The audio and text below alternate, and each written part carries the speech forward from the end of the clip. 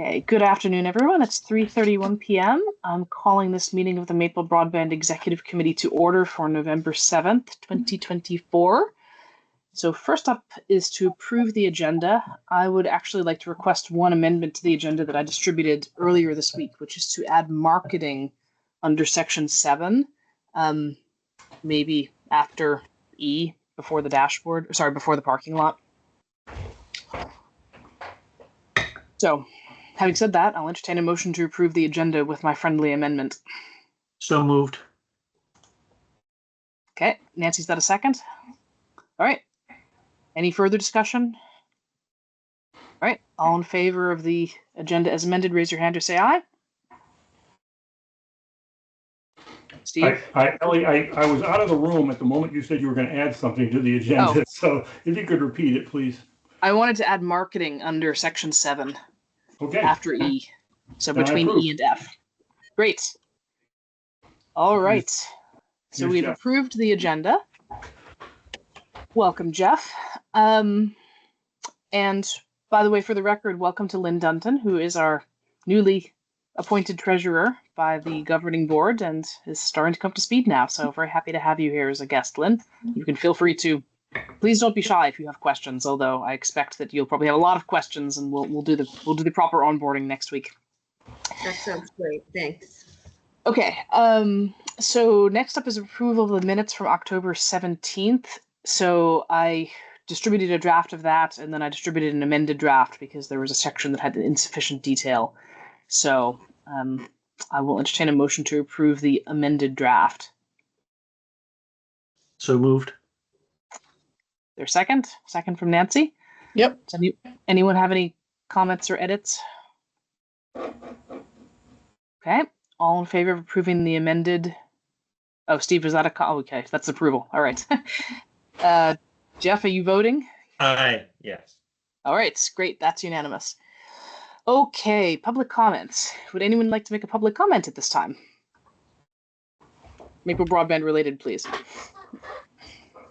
All right, hearing none. I'm going to move on to the executive director report. So I think my focuses for the coming period are, there's actually a relatively short number. One of them is trying to wrap up the 2023 audit. So we have a section on the agenda to talk about that later, as we will be doing. But I will say that Cy, Darlene, and I had a very good, lengthy in-person meeting last week, Friday, to get through some of the final issues. And we've been doing some work this week. And Darlene and I have a call tomorrow on a couple of things. And we have all agreed that our expressed desire is to get the audit wrapped up by the end of this month, really as soon as possible, but by the end of this month. And then obviously Lynn is here. And so another thing is Cy and I are meeting with Lynn in next week, Friday, to just give her the background and start the onboarding, because part of it is just giving her, coming up to speed on general Maple Broadband context and history and broadband context and history and what are all these acronym soups that you're going to be walking into. And then Cy is, I'm sure, going to have a deep dive on the treasurer side, and Lynn and I will probably have, based on your questions, we'll see where else I need to be bringing up to speed and what other materials you want. But it's really just the beginning of an orientation, and so I'm really excited for that. So very much looking forward. And the other thing is the VCBB announced that the RFA trainings are going to begin next week. They have 2 trainings on next week, Tuesday, and the following Tuesday, and then office hours on the Fridays. The amended RFA had not dropped when I last hit refresh about half an hour ago, but it is supposed to drop soon, and presumably will drop very soon if they're doing the first training next week, Tuesday.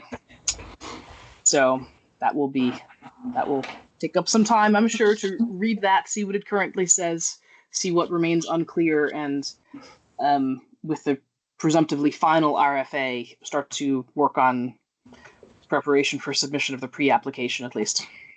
Can you remind us what the A stands for, please? Oh, sorry, application. Request for application. Request for application. For the BEAD grant. For the BEAD program. And the final thing is over, this is not so much like a next, I mean, what I've just spoken about is the next 2 weeks or so, but from not next week, but the week after, I'm going to begin some intensive work with London Middlebury on coming together on the marketing plan. So they've completed the research and they are putting the final dots and crossing the T's and dotting the I's on the research report. And so they'll send me a draft of that, I think early the week after next. And then I'll probably have some comments, questions, and make sure that I'm happy with that the result of what they have is comprehensive and clear, and then distribute that out to all of you. And then the next thing is, happening really right on the heels of that, because they're actually working on the two kind of in parallel, is that we're going to have 2 weeks from tomorrow, we're going to be having an in-person meeting to talk about their recommended marketing plan, which essentially happens to align quite well with 2025, but essentially the marketing plan going forward and what does that look like, and aligning it with our current draft budget, potentially tweaking the budget based on the results of the plan. I do have some smaller items, some smaller budget items that I wanted to add to the agenda for later on today, but that's quite exciting. And then related to that is our plan is for the executive committee the first week of December, so December 5th would be to present that marketing plan to you guys, actually to present you with a draft of it or with a summary of it a couple days before, so you're having a chance to think about it, ask questions, and have London Middlebury actually come and present it, and then either approve it that day if you guys are happy, or entertain questions, comments, and potentially approve it at governing board the next week or an executive committee the next time we meet. So that's the plan. I think that aligns with what was presented to the governing board I forget if it was last month or September, around the timing of coming up with a marketing plan. I think it was last month. That's the plan, is to have it presented to them in either draft or, close to final draft or final form at the December meeting. Comments, questions?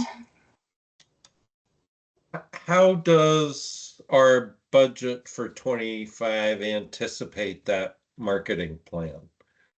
Like, is their plan within the confines of it? Are they aware of what we've budgeted? Are we going to be, I'm just wondering where it fits. I have not wanted to constrain their thinking based on our budget, because if anything, they might come in under what I've earmarked. Who knows? So we have a draft budget. We're going to be talking about the marketing plan, and then I think that the synthesis of that with our budget is really for us to be thinking about as an executive committee. I'll take a first cut at it to say, okay, here was the draft. Here's how I'm recommending that we change it, if at all. Okay, thank you. Yep. Any other questions, comments? Okay, Steve, over to you for the chair report. Oh, Nancy. Just one comment, since we're on the subject of marketing, I thought the Maple Broadband pumpkin was absolutely brilliant. And I hope we can, we got lots of photos of it, so we can use it again next year, unless Steve wants to carve it again.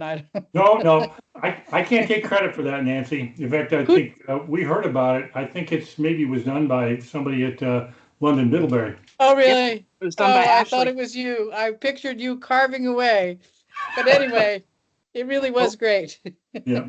I have a feeling that's a one-off, but I don't think, Ellie, you asked them to provide a pumpkin for posting up on Instagram, did you? No, we put it in our September newsletter to request members of the community to carve a pumpkin and submit to them, but I said, I don't think anyone's going to do it. And then Ashley said, well, I'll do it. I said, fine. Nice. You do it if you want to, Ashley. Go right ahead. But it is a great pumpkin.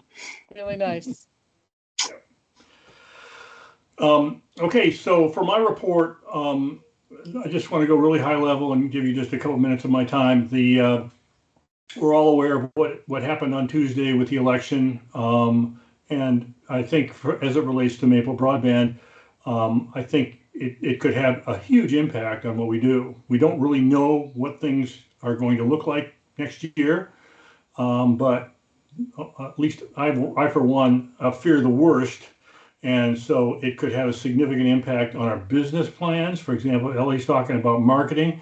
In the middle of the marketing effort next year, we might have to completely pivot and change things depending on what comes down from the federal government. One thing that one chilling thought of many that Ellie raised at a BEAD meeting this morning was, what happens if they decide to deliver NTIA BEAD funds to red states and kind of long walk the BEAD funds to the blue states.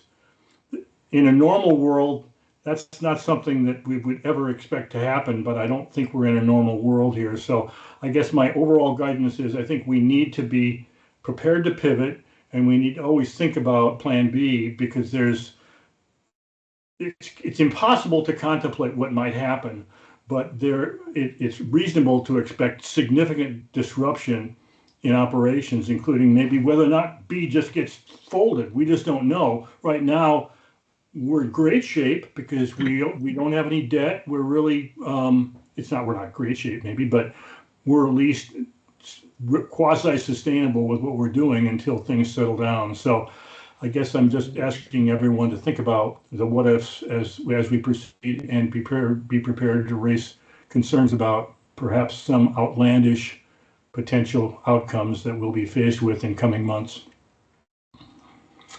That's it for me. Any questions or discussion on that?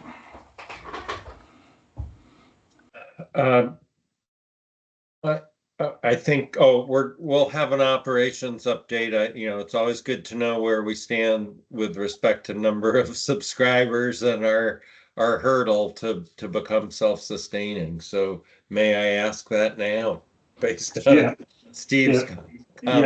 It's actually in my notes, Jeff, and for some reason I didn't mention it. We're up to 481. Yep. 481 subscribers. I thought you were going to say you'd closed your thing and you'd have to look.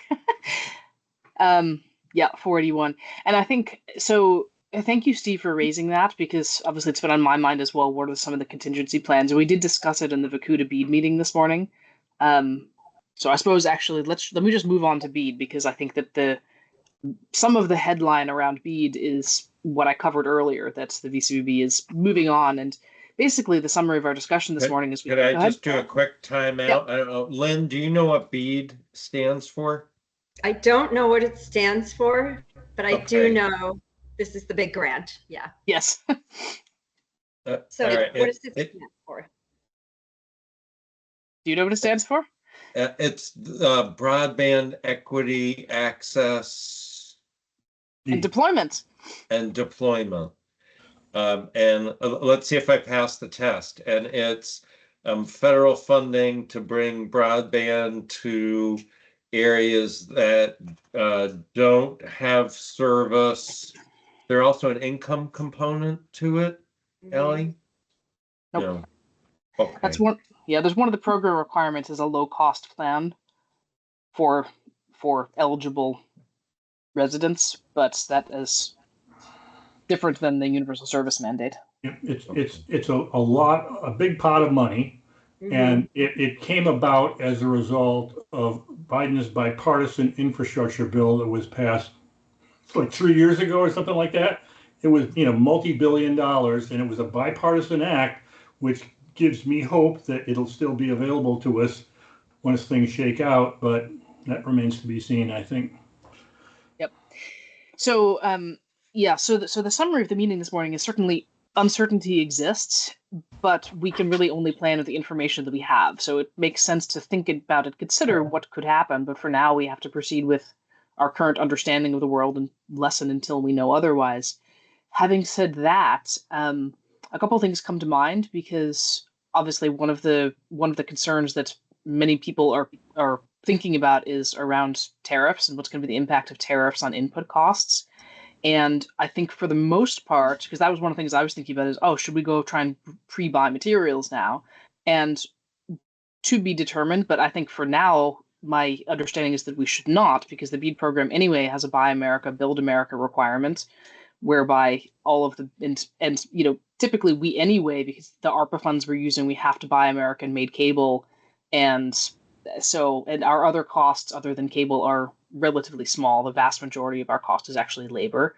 So at this point, I'm not terribly worried about any components, but want to be doing a bit of a deeper dive on that, because it may make sense to procure certain items that might be subject to tariffs. And there's something else I was going to say, but it left my head. But the other thing is, in a worst case scenario, we also can consider that if if things go really badly, that presumably means that we're not building anything, in which case we wouldn't need as much time for me. And so in a worst case scenario, we should just consider that perhaps one of the scenarios is we cut my time and then we bring ourselves, and we could also cut the marketing budget. There's certain spending in there which is in fact discretionary that could be cut in the event of a worst case scenario and needing to tighten our belts. I mean, we're not sitting in a position where like I'm under some sort of a contract that we couldn't modify, and so I think relates to the comment earlier that it's good to just understand what are these levers and what could happen. But we have almost 500 customers now, and at that level, that's enough that are the things that are really non-discretionary spending and they're not staff-related spending. We should be able to cover all those. So, but there's also, I'm not going to spend too much time panicking about worst-case scenarios unless it seems like they're actually happening. But could I clarify that at least some portion of BEAD has already been appropriated, and the process that's unfolding now is to access that money. So there may be a reluctant government in place going forward, but unless they impound previously appropriated funds, the departments are supposed to, that's the law, right? They're supposed to allocate the money. It's already been authorized. So at least this RFA and what you're gearing up for, that's a funded portion, right? Yeah, presuming that the federal government continues to work as normal and the government doesn't shut down or something like that, yes. My understanding is that it's been appropriated, number one, and it's also been at least Vermont is past the point where the initial proposal has been approved, which means that money has not only been appropriated but allocated to Vermont, subject to the NTIA's approval of the final proposal, which could be indefinitely withheld, and or the state of Vermont's plans could be challenged, saying that they're not fair enough to incumbents or something like that. Because at the end of the day, I think that the risk here isn't so much that the funding doesn't come, but that it's either delayed or that the NTIA changes the rules of the game such that we're either ineligible or discriminated against in some way, or that the current rules, we understand them, are rug pulled. And given the way the process lays out in the calendar you've shared with us, there's no way that the Vermont Community Broadband Board, VCBB, Lynn, VCBB, that one, they control the flow of these funds. So there's no way that they're savvy enough to say, wow, you see this 9-month time frame? We need to compress that into 45 days and, get this done before January 21st. Like, they're not going to do that, right? I don't think they have the capacity to do that, and even if they did, they'd probably get sued by the incumbents saying there's insufficient time to submit an application and you're trying to favor the CUDs. And also, even if they did, not only would they have to submit it, but the NTIA would have to approve it by January 21st, and they would have to prove that they ticked all the boxes in their proposal.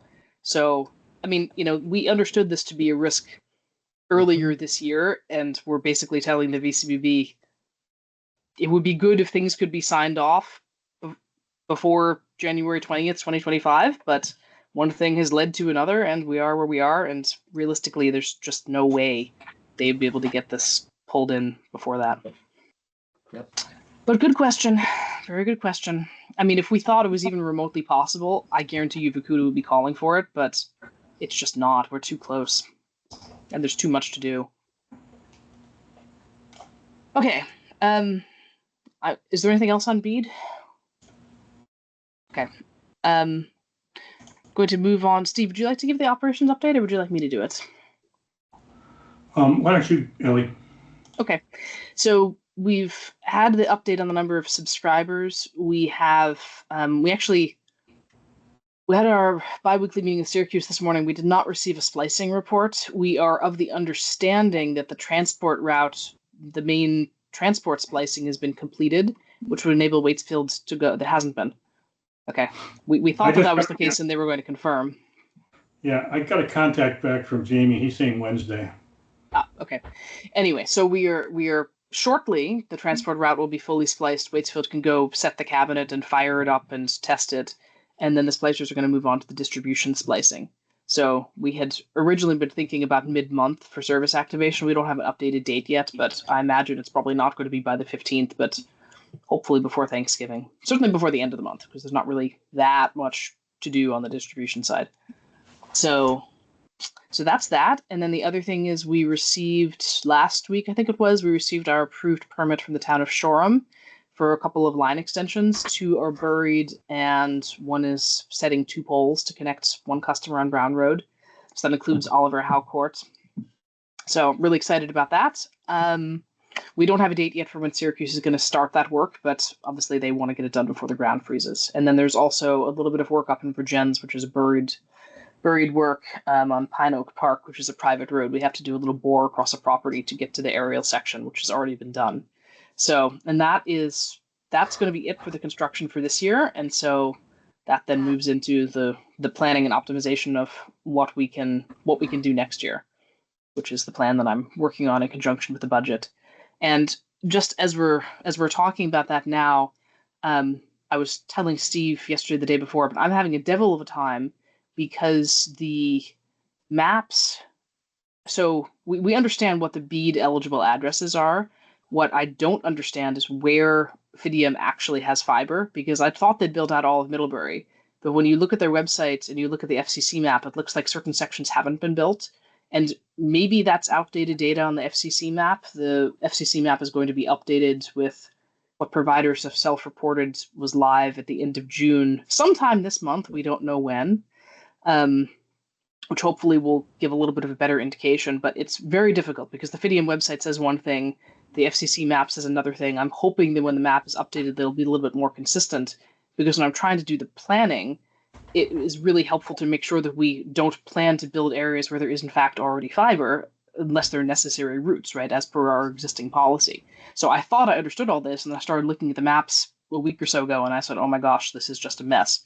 So I'm doing my best to sort it out, but I think the general comment here is that there is, because it's provider self-reporting and it's delayed and providers' websites aren't accurate, as we know and as we've heard from our delegate Zapata Courage up in Ripton, whose address it says is served and in fact is not, we are operating on imperfect data, and so we need to understand we're operating on imperfect data. I'll do the very best I can to make sure that I produce plans and recommendations to serve areas that don't in fact have fiber, but the data is imperfect.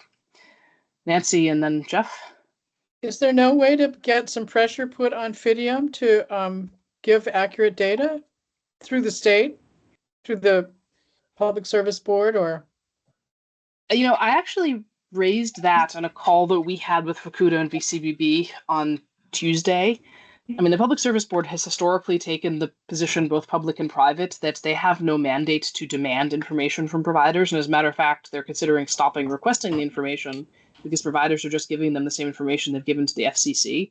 And it does kind of make sense. Like, why should you provide the same information to multiple places?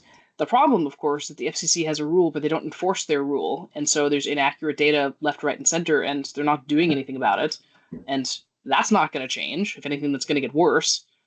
So I don't know. I mean, it's because part of it is if you're going to have some sort of a lever to say, well, you're going to, like, here's a carrot or here's a stick or something like that, then you actually have to prove intentional misreporting versus just, we had bad data, we've made mistakes, our maps weren't accurate, which you can easily understand how that could happen. Ellie, my recollection is, I'm looking back in my records, and I know you spent some time talking with Consolidated, and we got an NDA signed back in early in 2023. And I seem to recall you even got a KMZ from them on where they were planning to build, or maybe I'm dreaming that up. You are right. That is back when Eric Garr worked there. And since Sarah Davis has been the contact, they have clammed up and won't share anything. Oh. I can try again. I'm willing to try again, but I don't expect a positive response. Yeah. I was surprised when you gathered the information you got, but you never know. Jeff? Wouldn't it be prudent and almost a safe harbor to use the FCC maps as the basis for any application? That's exactly what I'm doing, and that's why I Yeah. decided to wait for because they update their maps twice a year, and in November is when CostQuest updates what was provided to them by providers as of the end of June. So I'm waiting on that. It should hopefully be sooner, closer to the beginning of the month than the end of the month.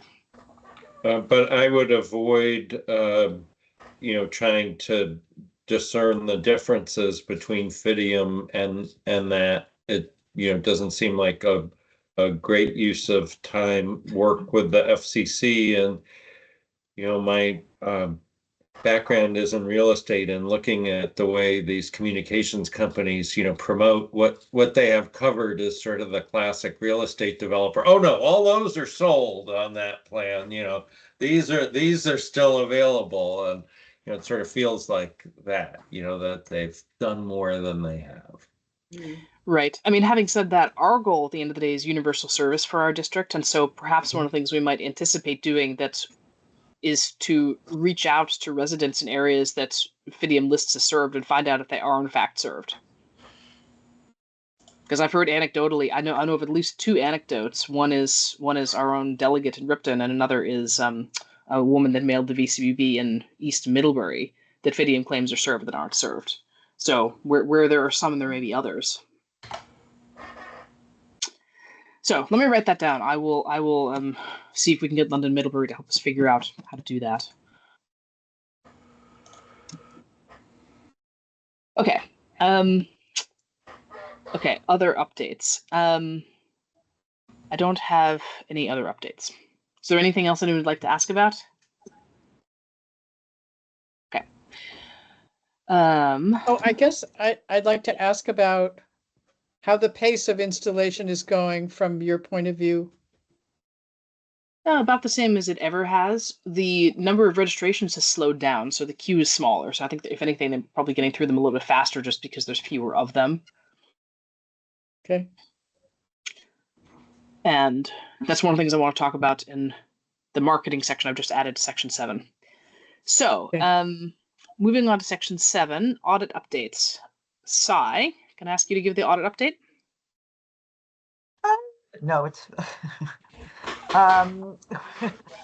we're back. We're down to like 3 things. I know Ellie and Darlene have a conversation ongoing tomorrow to tidy up the end of our assets, and I think I have finally come to the end of my digging into some differential figures between our P&L and our ledger reporting that I think are good.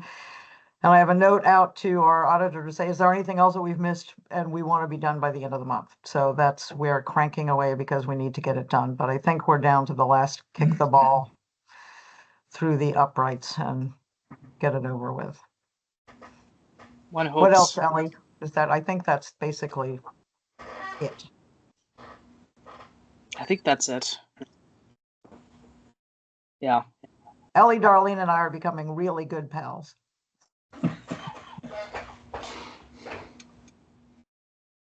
Jeff?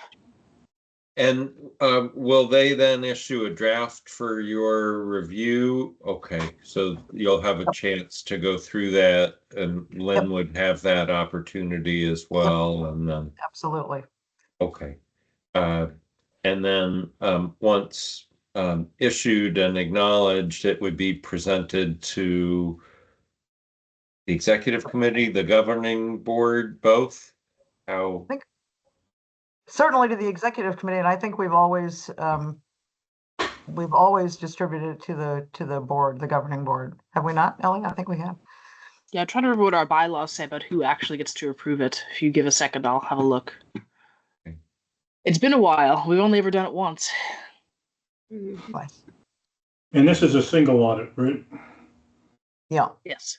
We did a single audit last year as well. The first year it was not. Yeah, I think that's right. Yep. It sounds like the distinction was the asset capitalization.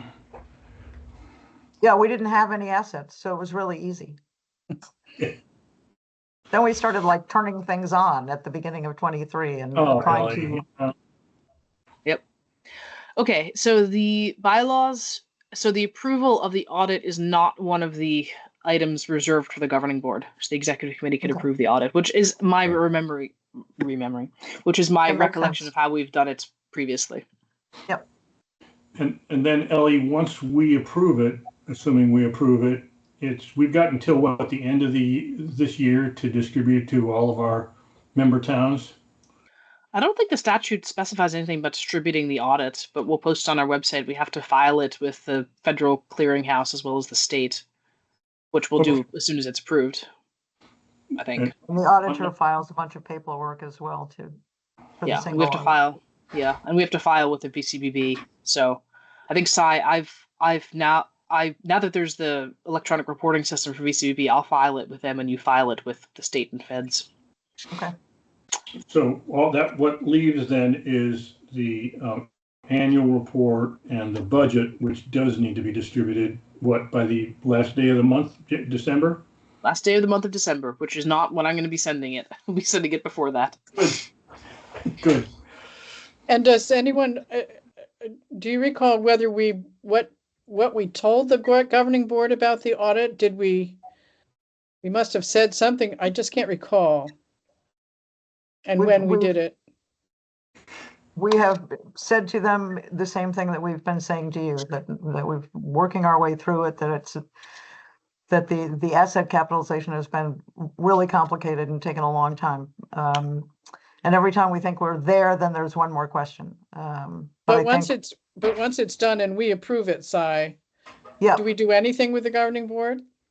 we have in the past is we've seen it, we've approved it for distribution to the governing board. The governing board sees it and then they sign off on it before it's filed.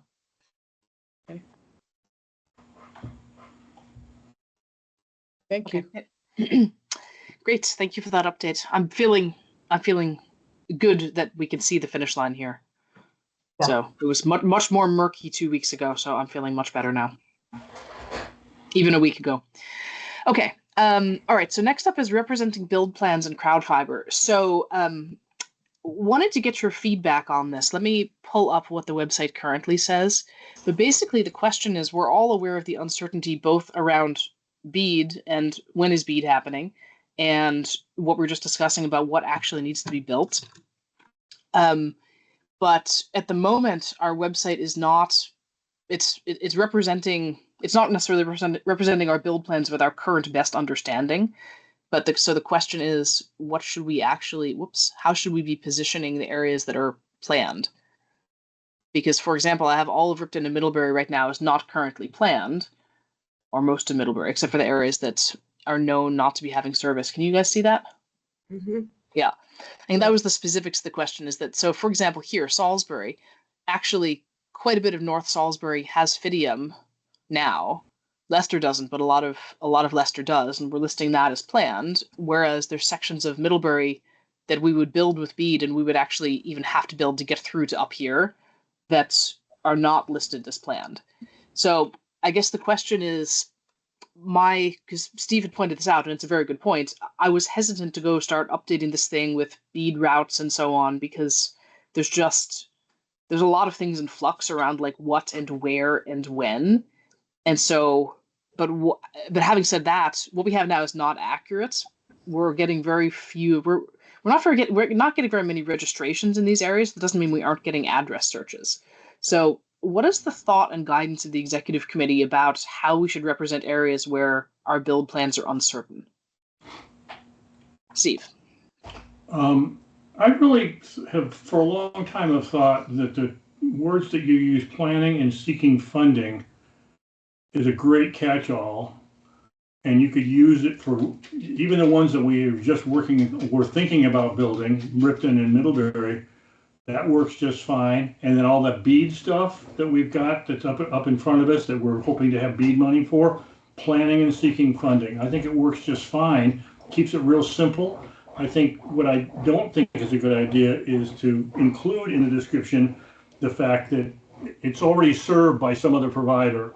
I don't think that helps us at all. So I would be inclined to kind of exclude any language that suggests that we're provides information on it, somebody else that's working in the area. Well, I think that's well, okay, so I guess this gets down to the public facing guidelines around which is later on the agenda around fiber overbuild, because I think that's a fair statement, Steve, where there's areas that we might build. So like this mouse over for Ripton, we should probably change. I think that makes sense. I think two things. One is planning and seeking funding to me implies that we're looking to plan and it implies to me that we're looking to seek the funding in order to build the entirety of it, which may not be may be misleading. I mean, this is not as clear as it could be either. And then the second thing is that areas over here, like this section of Cornwall, it is legitimately true per our current policy. This has existing fiber. We do not plan to build it. We know there's fiber there 100%. So, I mean, I guess we could say not planned, but then it opens up the inevitable question, well, why is it not planned? I suppose we could simply link to our policy. But it's I mean, it's a great question. I'm open to however you guys think is the best way to say and how at what point in the process to indicate why we're not building things we're definitely not building. But I do agree that we shouldn't be representing these guys the same way because portions of this will get built. This is never going to be built unless, as a district, we decide we're going to start overbuilding where there's existing fiber. Yeah, I think that's a one-off, Ellie. That's the only one like that. It's Go NetSpeed territory, and it's because we're under the terms of our grant and whatnot. That's the only place that we have that limitation. Correct? Well, I'm not sure what you mean by limitation. We could build that with private funding if we wanted to build it, but what we've discussed before is our policy is that we want to make sure that all the unserved and underserved get access, and anyone who doesn't have 100 gets access. And then after that, we're probably going to stop unless and until there's sufficient demand that customer service is bad or pricing is bad or that we need to go and compete in those areas. Because there's a whole bunch of these areas where Go NetSpeed has service, but there's also some over here, like this portion of this is Fidium. They have service in this part of this zone. So per our current policy, we wouldn't ever build that. Maybe whatever we decide here, there could be a, a footnote at the bottom of the map that explains, and maybe it's already there. No footnotes on the map. So that explains that currently our funding restricts us to building where the most unserved and underserved parts of the county. But that in the future, we're anticipating we may be able to extend our build beyond that, depending on well, we don't even have to say depending on because there's so many things it depends on, but just so it's clear what the reason is. Do you know what I'm saying? I mean, the reason is that the funding we have restricts us. Well, yes, but I mean, our budget is anticipating taking on some debt to be able to have more flexibility. So, if the point of this map is to show where we have service, but also forward-looking statements, we're not looking that far forward before we can't build this because we don't have money isn't actually a logical thing to be saying. How about something like a partial build? Planning for a partial build in this area, or an overbuild. Yeah, or considering understanding areas that still require service or something like something like that, which basically indicates that we are analyzing what to build and then differentiating those from these red areas where per our current policy we are not planning to build.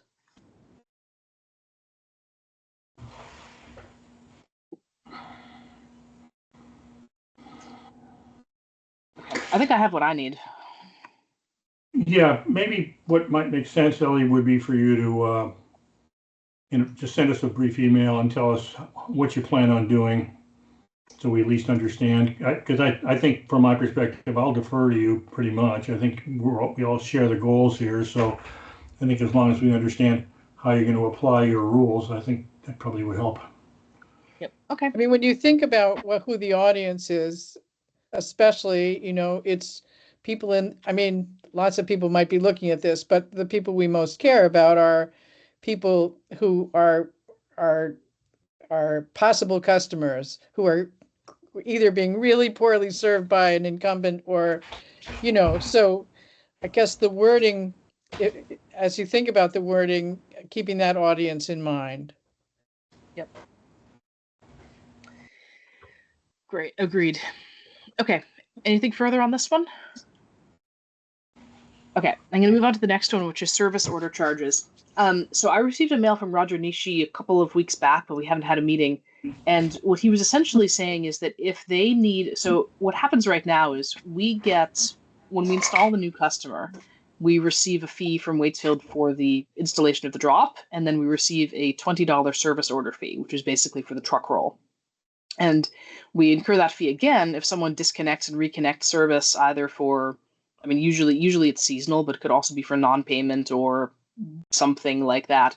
And Roger had written a mail saying, listen, can we standardize how we're billing? And we would like to, whenever there's a customer related thing that causes us to bill you, we would like to bill the customer $30 on behalf of Maple Broadband to cover your costs, but also just for consistency with how they do it.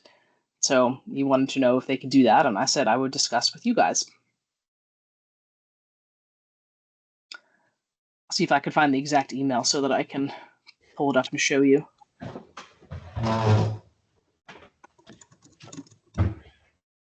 So when does a customer, when would this happen? Here we go.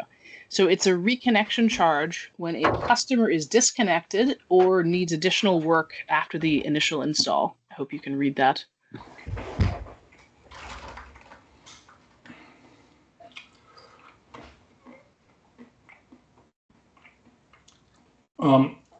In my experience working as the service delivery entity in the past, a service order charge is, as far as I know, broadly utilized.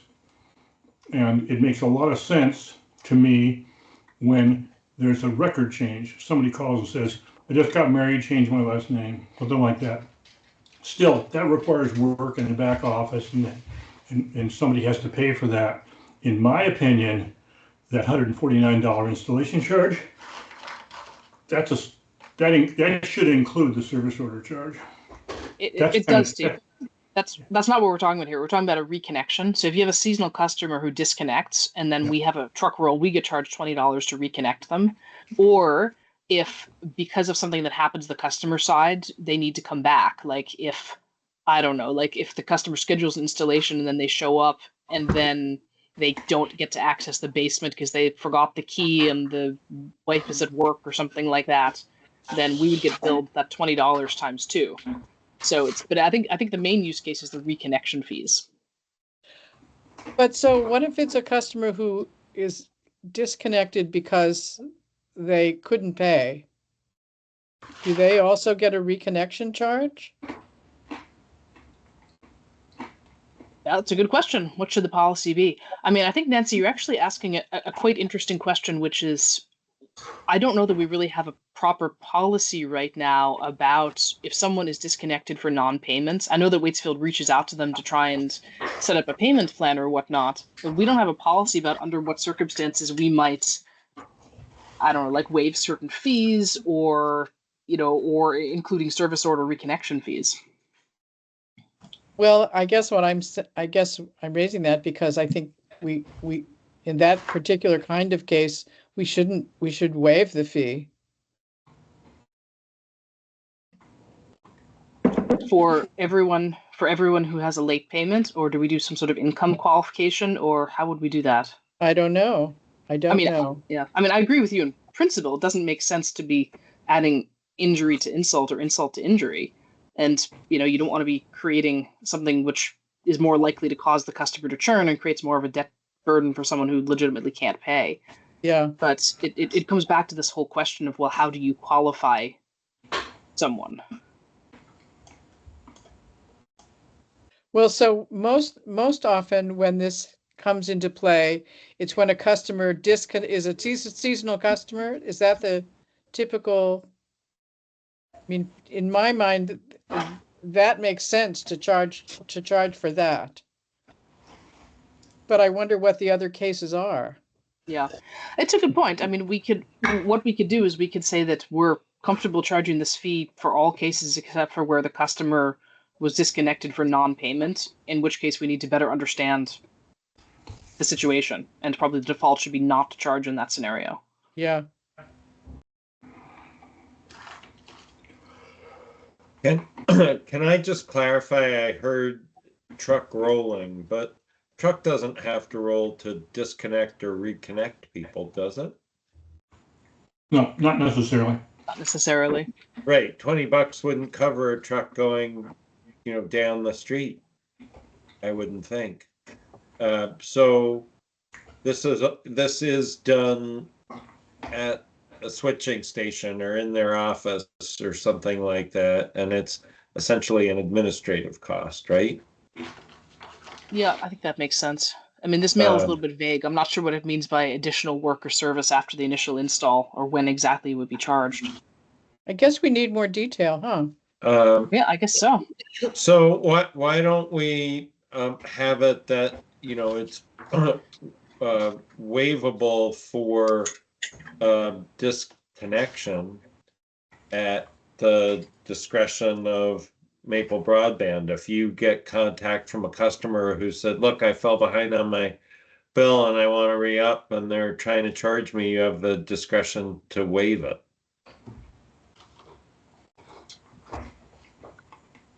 What? Were you going to say something, Si? But when that person calls, they're going to call and they're going to talk to somebody at WCVT. Right. Yeah. I hear that. Yeah, I'm not sure how practical that is. I was trying to figure out a way to go further with Nancy's idea of discerning, intentional, seasonal, that's the cost of opening and closing, versus someone who's fallen behind. And I could see a gradation when it comes to falling behind. Is this someone who was in our ACP program? Did I get that in it? Those initials right? Yep. Yes. Okay. Very good. Or is this, a chronic deadbeat? So I think we'd be open to making that distinction. To Si's point, I don't know how practical that is, although at our scale, it doesn't seem like this is an enormous issue, is it? No, I don't Maybe think it that if you've is. got someone who's just a chronically slow payer, that you waive the fee if they'll go on to an auto pay or something like that. So that I think there are probably lots of people doing this in different ways, and we probably need to do a little homework. But the notion of someone disconnecting, a seasonal disconnect, and wanting to be reconnected, I don't have any problem with that. Yeah, I don't either. I don't Yeah. either. So let me get a little bit more of a description from them about what are all the use cases where this service order fee could be applied, and then we'll go from there. Good. Okay, great. All right. Okay, so the next one is the Vacuda Bead MOU.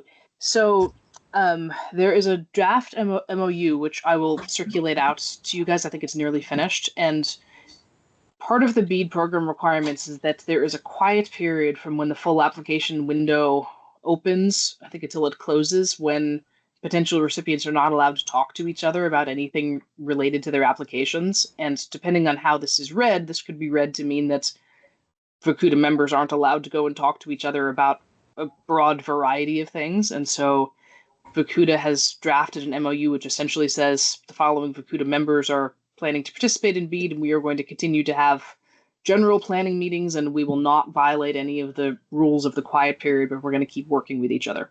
So that's been the advice from our DC consultant, that we implement something like this just to make sure that we have the paperwork so that there are no problems. So I will. I'm not sure if you guys would like to review the actual final MOU, or if you would like to approve in principle me signing the thing when it's finalized.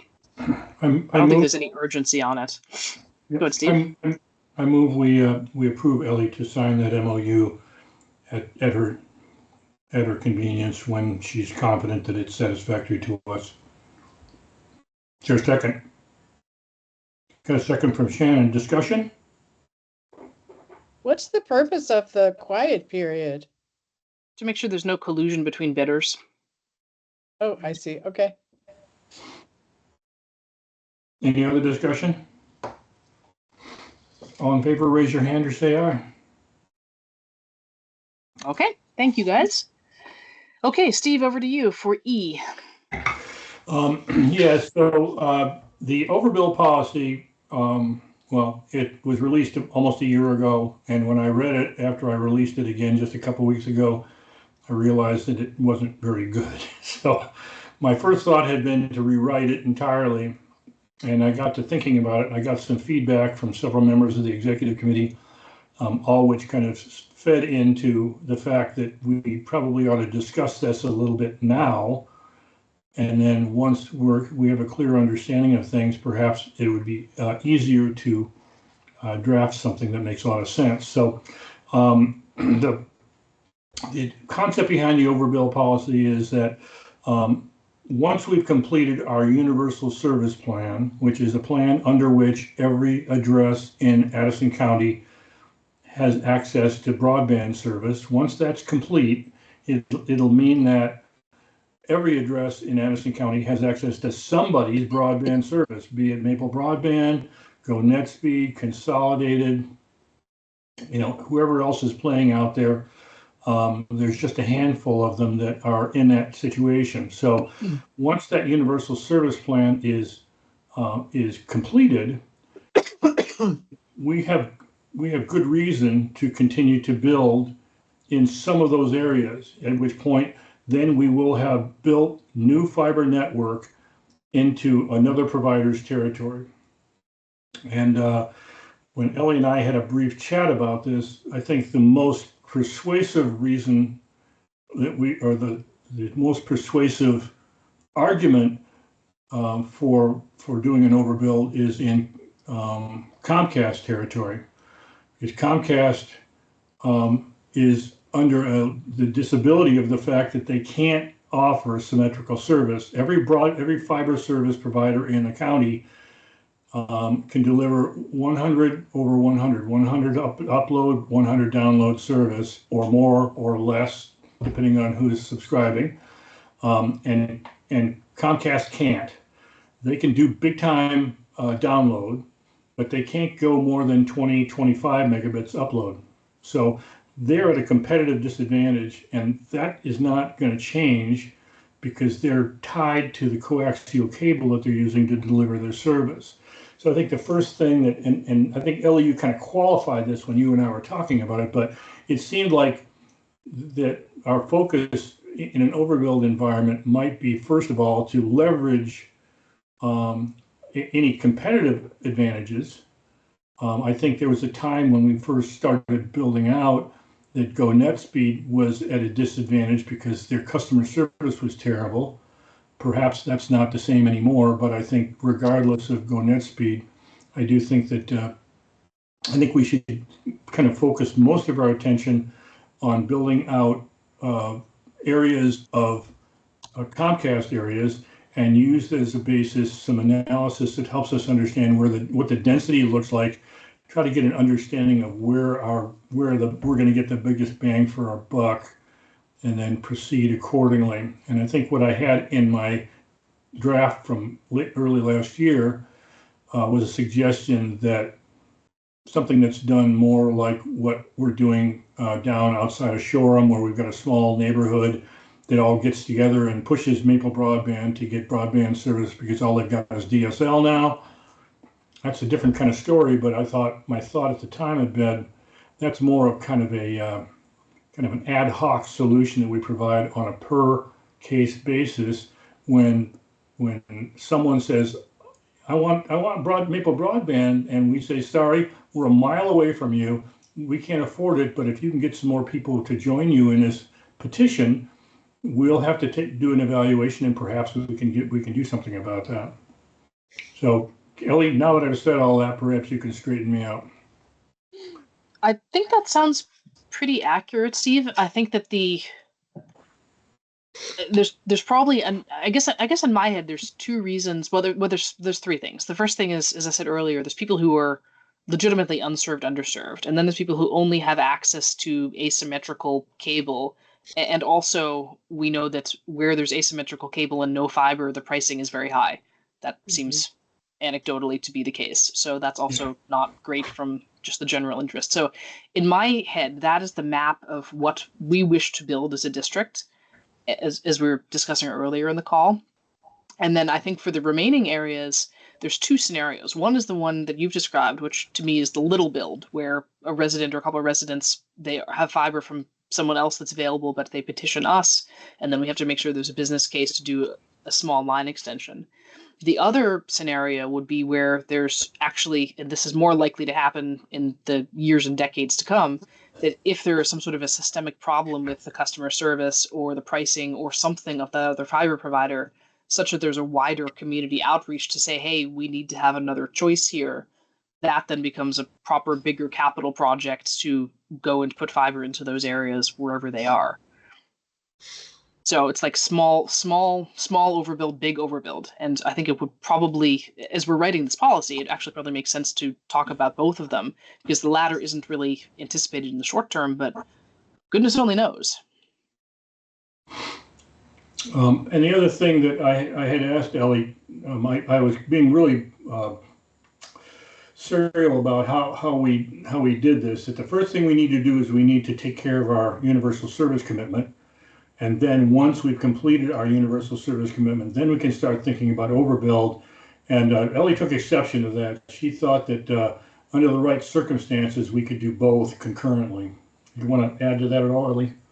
Well, what I meant there was, so our universal service plan, this is for Lynn's benefit as much as everyone's else, but one of the conditions of our ARPA grant is that we need to make sure that every address that is lacking 25.3 has access to broadband, or we build fiber. We make sure that every address has access to fiber.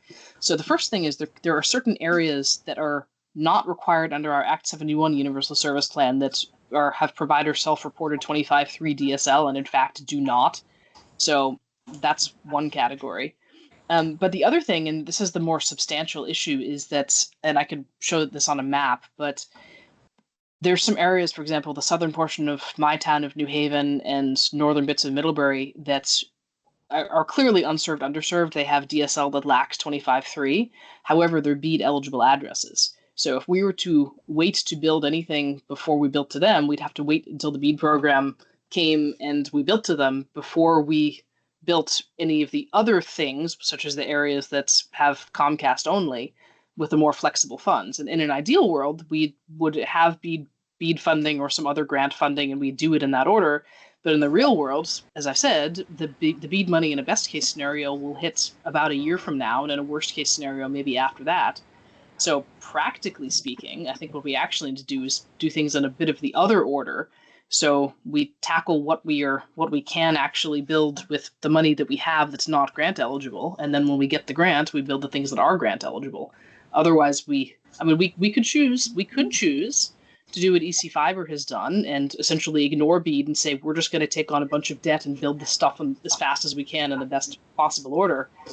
But that is going to be the cost of millions of dollars and quite a lot of debt service and a lot more risk. So personally, I'd recommend against that, which is why the plan is what I put in the budget, where we spend the first 6 months of the year taking on private debt and building what we can pragmatically, including potentially BEAD middle mile routes. And then we get the BEAD money and we do the BEAD and we do the other more expensive things later, the buried areas. Is that plan viable in the presence or absence of BEAD funding? Well, in the absence of BEAD funding, this is one of the things you asked me to do some time ago. In the absence of BEAD funding, then our total requirement, either we shrink it and we say, okay, well, someone else has won BEAD, therefore problem solved. It's not us doing it, but it will be taken care of in some time frame. Or we say, okay, well, Fidium has won BEAD, but they may not build it out until the end of the 4-year period, and so we want to go take on some debt to build some of those areas sooner. But again, that's not an analysis you want to start going down and figuring out what that cost is until you have to. Right. But in that scenario, there are still the aforementioned. There's some areas that are eligible under ARPA that aren't eligible under BEAD. So some of the areas in the Go Net Speed area where they haven't yet built. There's a couple of those, and then there's also the areas that have Comcast only.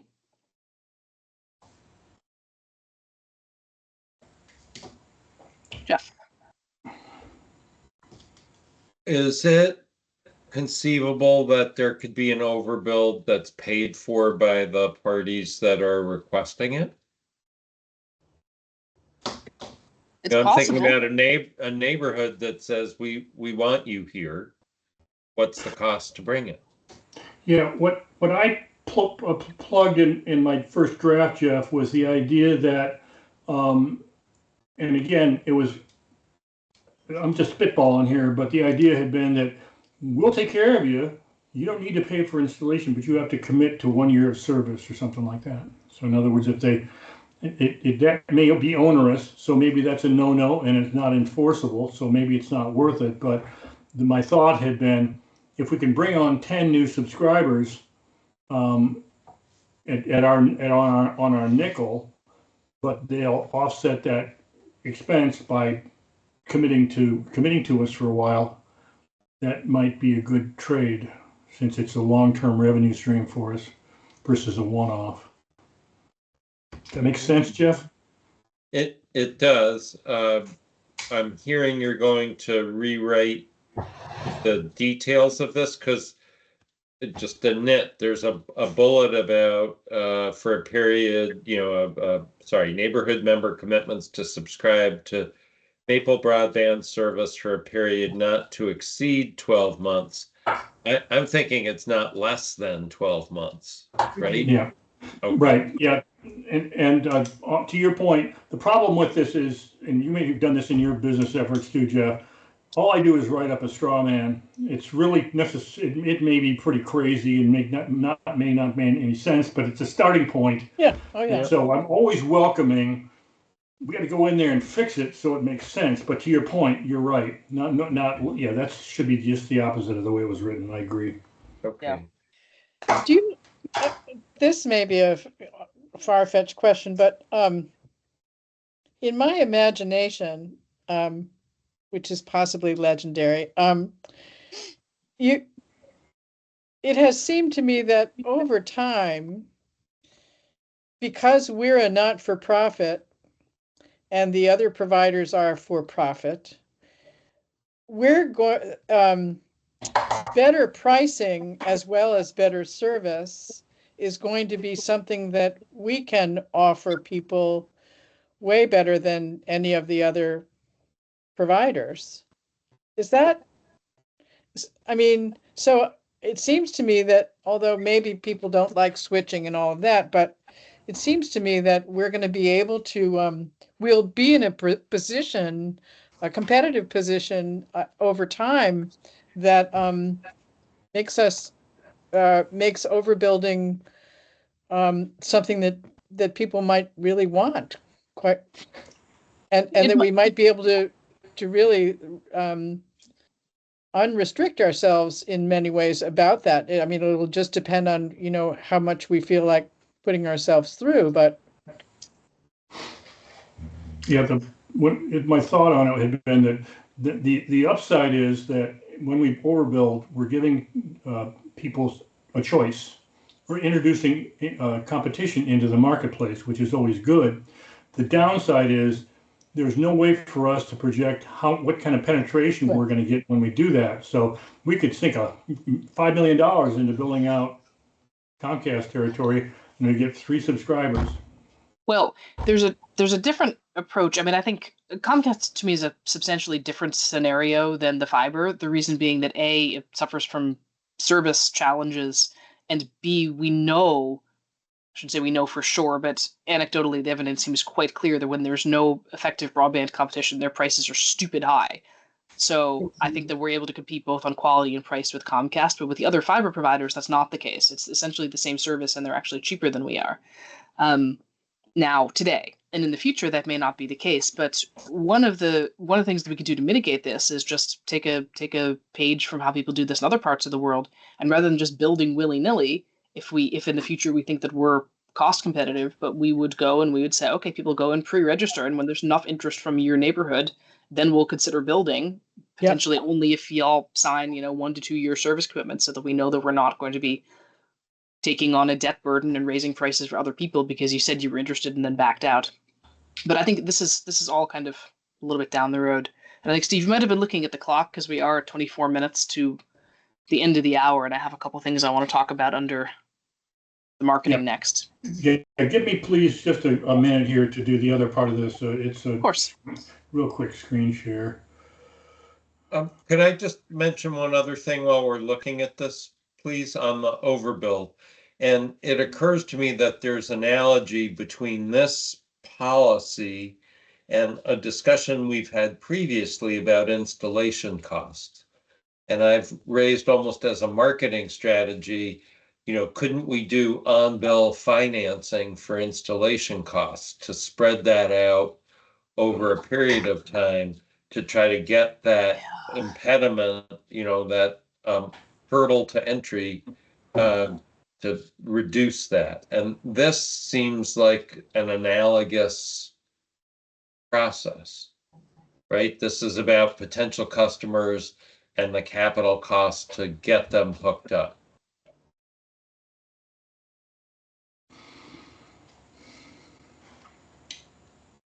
I'm very interested in that idea, Jeff. Yep. Yeah, and you've prompted me to add it to the parking lot because I had started to talk to Roger about it, and then it's been a bit of a crazy couple of weeks. I'm going to add it to the parking lot to make sure I don't drop it off and forget about it because we need to chase down to the answer.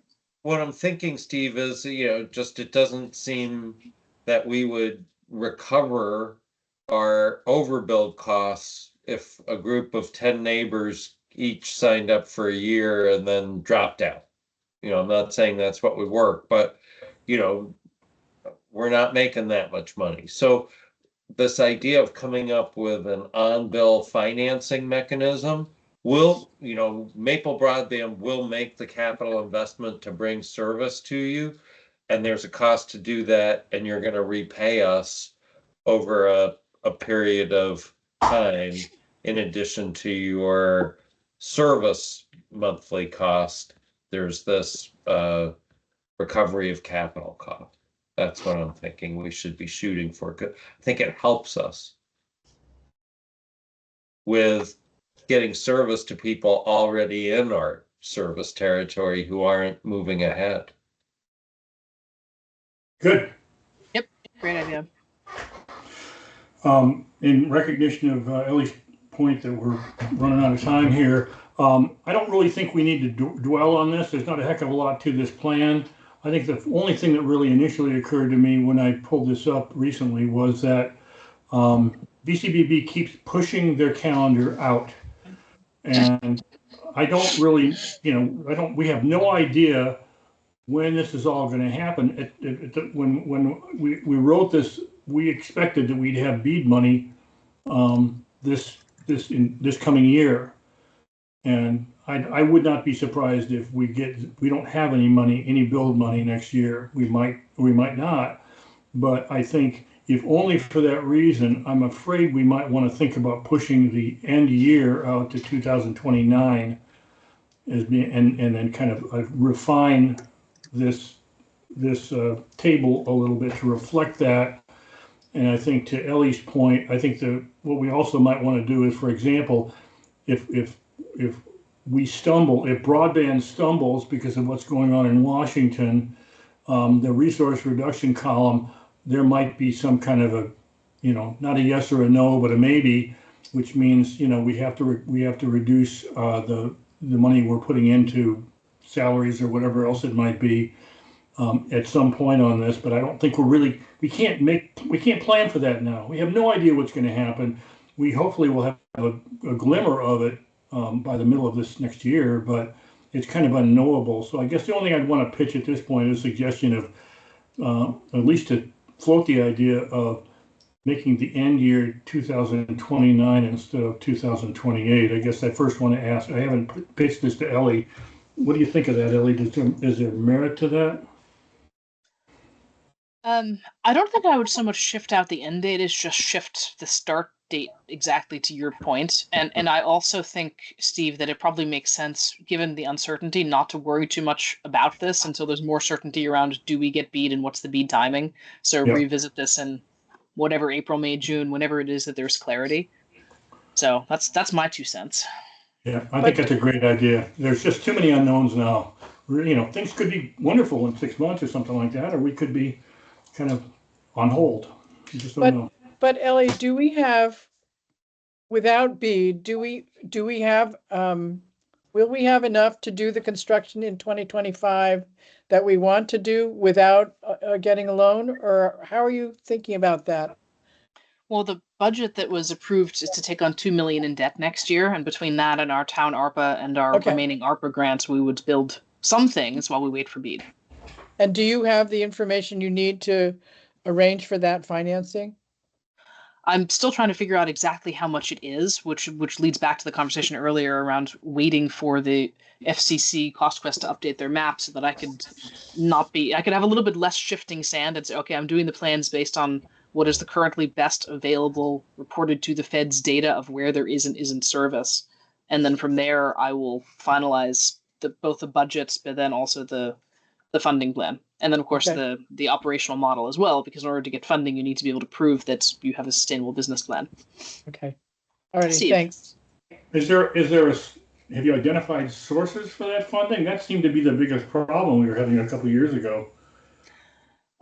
There's a couple. One is Vita, which almost the amount that we're looking for should be a shoe-in. The interest rates on that are, I don't know, probably 7 to 8%.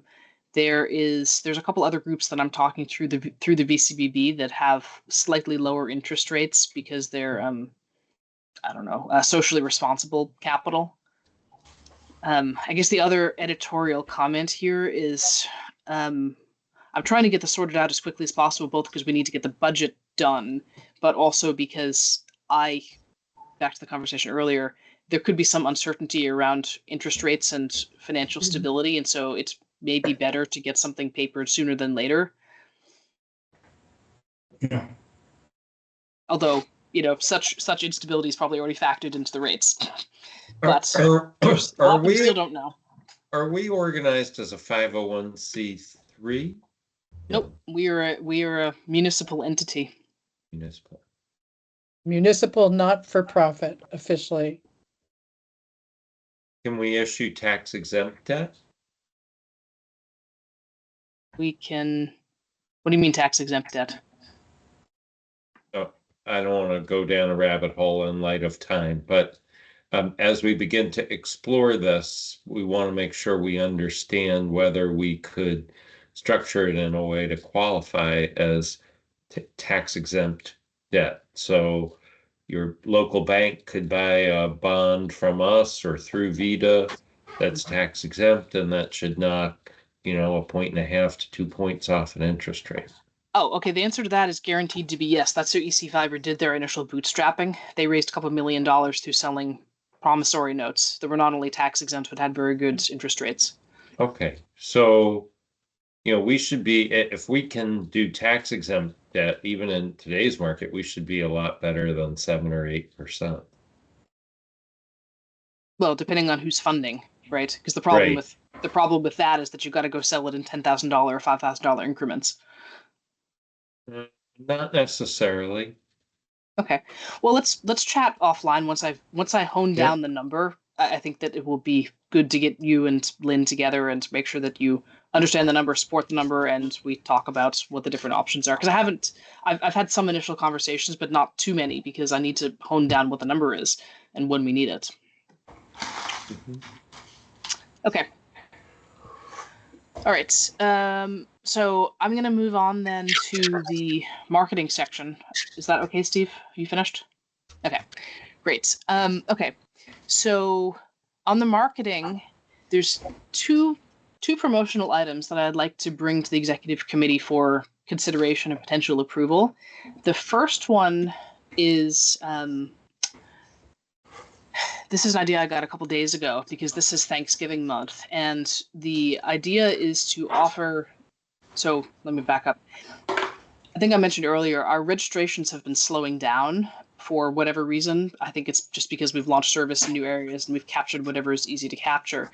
And as we're working on finalizing our marketing strategy and our customer acquisition plan, I wondered, could we do a quick promo to get some more people into the pipeline?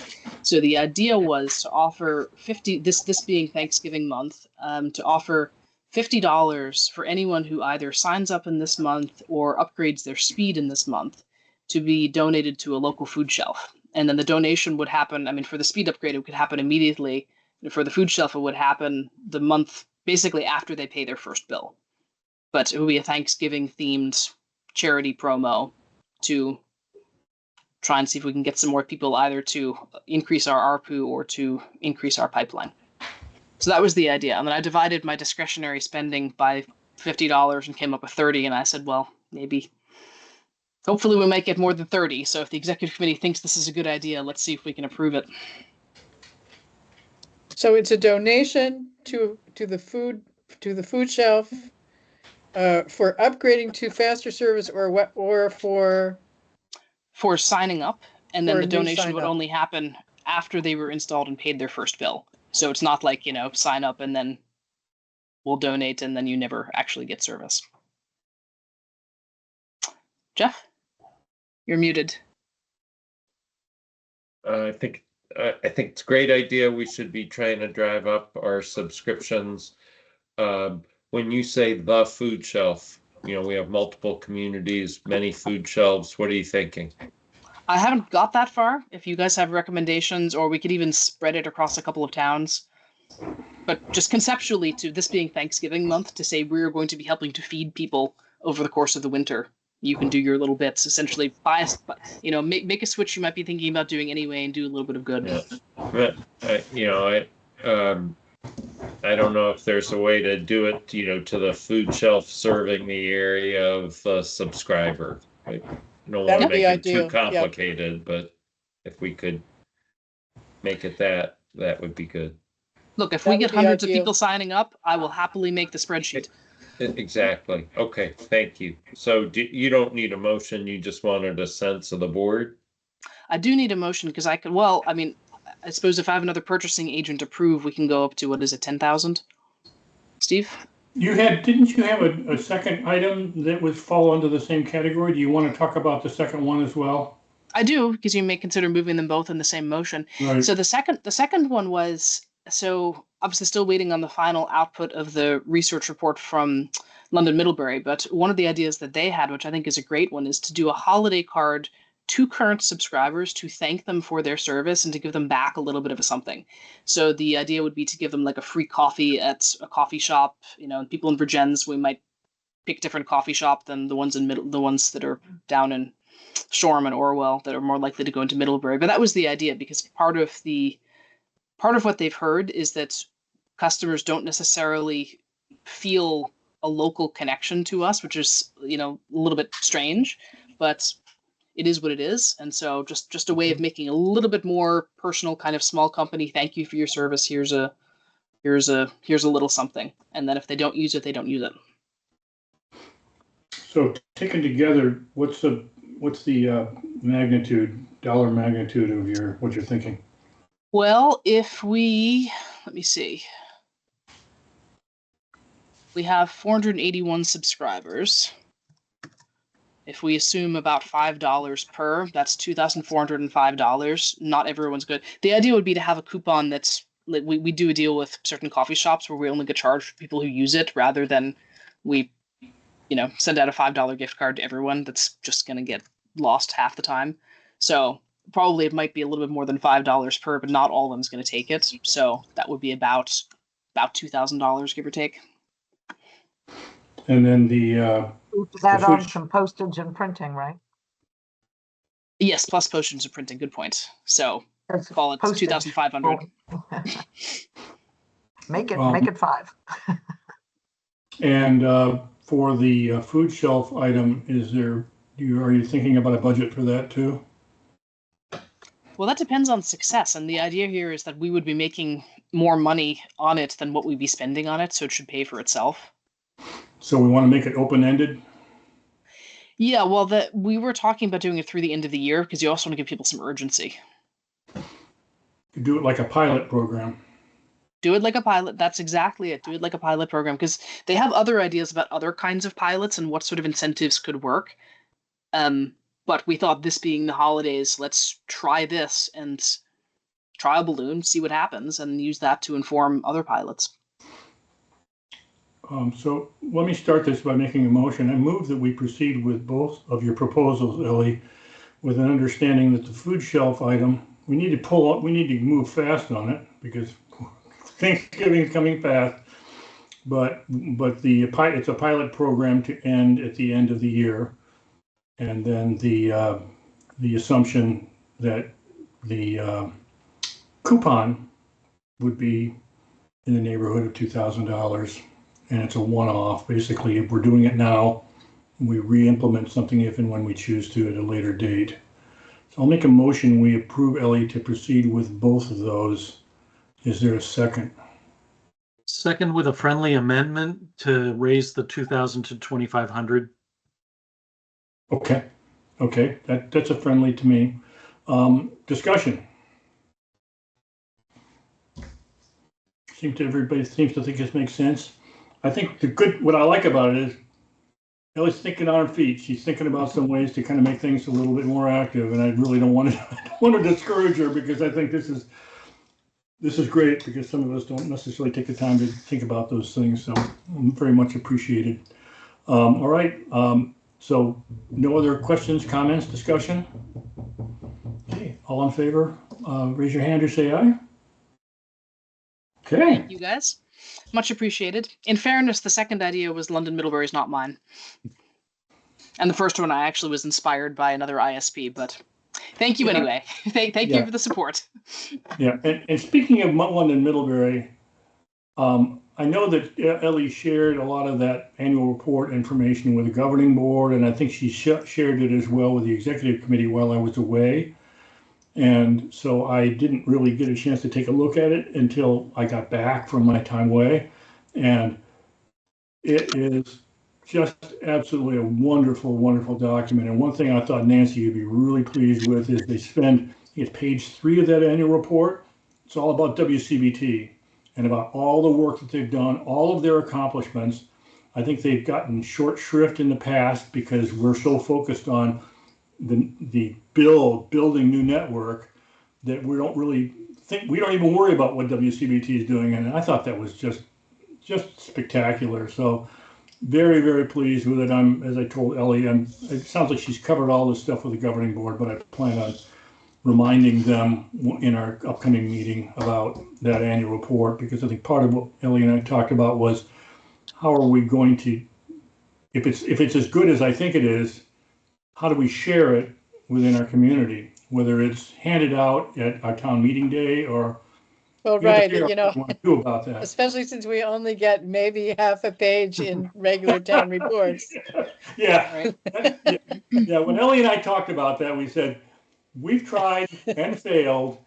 Forget getting in the annual report, so the town's annual report. So I guess we went the other way, which is, well, we're going to blow everybody's doors off because this thing is beautiful. And it's very well, and I think, a link to it in whatever we put in town reports will be a good. I mean, that's probably the best we can do. Yeah. But still, that's not nothing. Yep.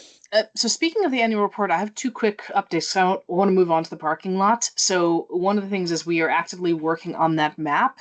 And the second thing is that item 23 in there, adding town by town information to annual report. I did have a conversation with Kurt about that on Monday. And we agreed in principle that we would like to do something like that. And we need to put our heads together about what that could look like, because it should be informative but still vague because so much is up in the air. So we need to think about that a little bit, but the tentative idea is to include that in the December final report. The December annual report? Yes, the final one that goes out in December. Yep. Okay. Which of course you guys will see before it's finalized, as will the governing board.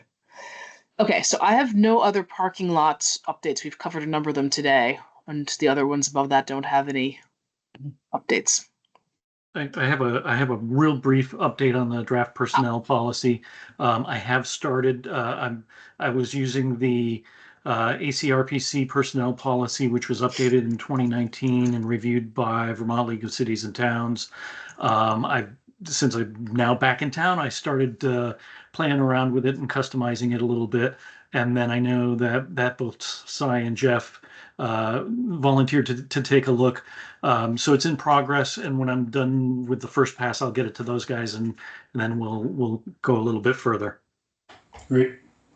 Thank you, Shannon, because I was going to say that I had finally read the original material that you sent and was happy to get back on the bike here with you. Great. Thank you for that update. Okay, does anyone have any other business for our last 4 minutes? Nope. All right. Great. Well, hearing none, our next meeting then is next week, Tuesday, Governing Board, 5 p.m. And then the next Executive Committee is the 21st. And this is a hearing, is it not? Yes, it's the hearings at 5, and then the Governing Board meeting is 5:30 to 6:30.